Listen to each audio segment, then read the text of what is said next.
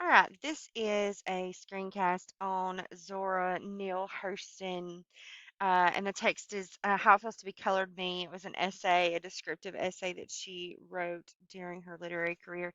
Prominent um, writer during the Harlem Renaissance time period from the South. She was actually from Eatonville, Florida.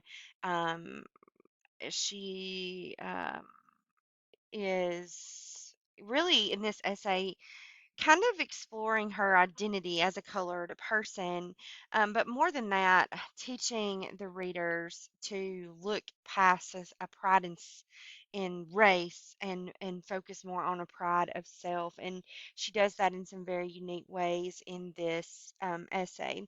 So you've got colorful diction, imagery, figurative language, conversational tone, the use of colloquial language, colloquialisms.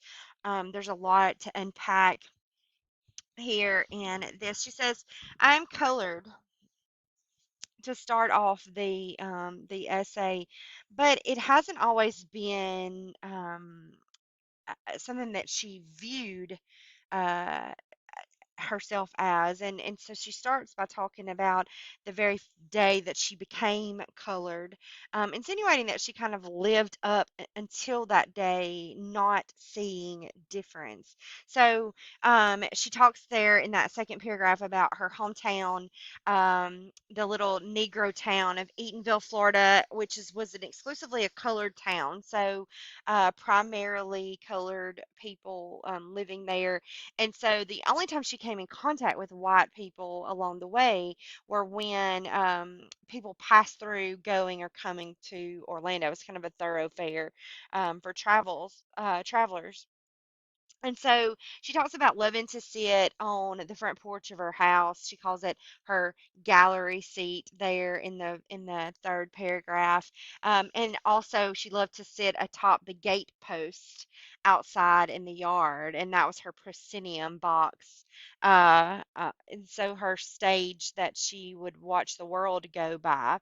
And she was everybody's Zora. People would pass by, she people watching, she'd wave and howdy do, well, I thank you, where you going? And so and then she would get off the fence post and walk a little piece of the way with them, talking and singing and dancing. They liked to hear her speak pieces. She would recite um, bits and pieces from books and plays, and sing, and wanted to see her dance. And then they would give her little coins, but never dimes. The colored people never gave dimes. The white folks always gave of the silver pieces, the more valuable pieces of coins, which seemed strange to her at the time.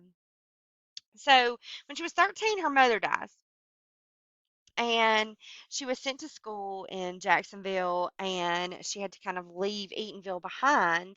And she says that that's kind of where the change started. When she disembarked from the riverboat at Jacksonville, she, everybody Zora, was no more. She was not Zora of Orange County anymore. She was now a little colored girl, and she found it out in certain ways. In my heart as well as in the mirror, I became a fast brown, warranted not to rub or run. But, she says, I am not tragically colored. I love this paragraph. There is no great sorrow dammed up in my soul, nor lurking behind my eyes. I do not mind at all. I do not belong to the sobbing school of Negrohood who hold that nature somehow has given them a low-down, dirty deal, and whose feelings are all but about it. Even in the helter-skelter skirmish that is my life, I have seen that the world is to the strong, regardless of a little pigmentation, more of less. No, I do not weep at the world. I'm too busy sharpening my oyster knife. That's that allusion to that phrase that the world is your oyster, and she's busy sharpening her oyster knife, which also indicates that she has built up a tough shell against the discrimination and that she faces. And so here she kind of begins to weave a series of metaphors about her self pride.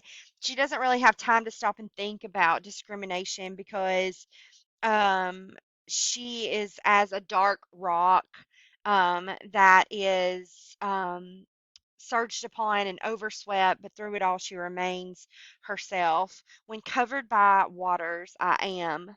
and the ebb, but reveals me again. So she has built herself up, this dark rock that surged upon and overswept, and the tide covers and uncovers, but she still remains essentially who she is.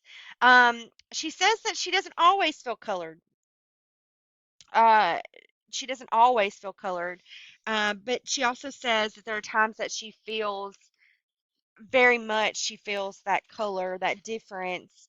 So she gives kind of some examples of that uh, like at her white school, at her predominantly white college, she feels very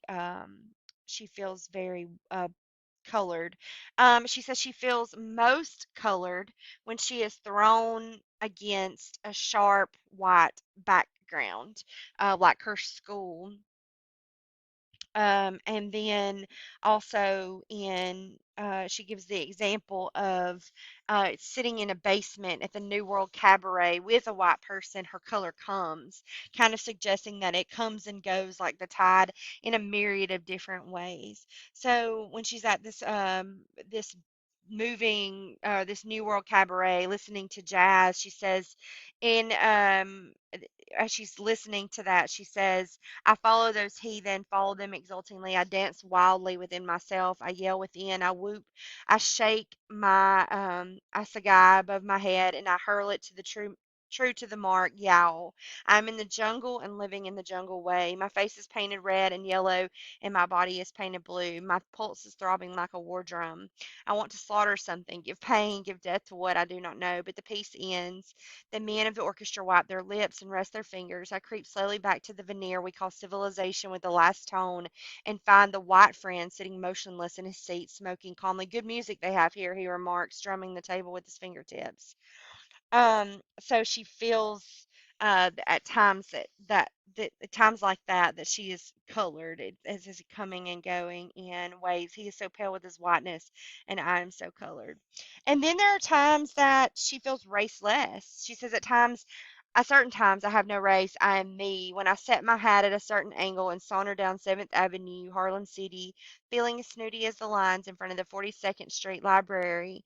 Um, the cosmic Zora emerges. I belong to no race nor time. I'm the eternal feminine with its string of beads. She does feel discriminated against at times, but it doesn't make her angry. I love this. Her self-pride and her sense of worth kind of keep her from being angry. She states, "It merely astonishes me. How can any deny themselves the pleasure of my company? It's beyond me." At the end of the essay here, where she says, but in the main, this is kind of like her overarching metaphor.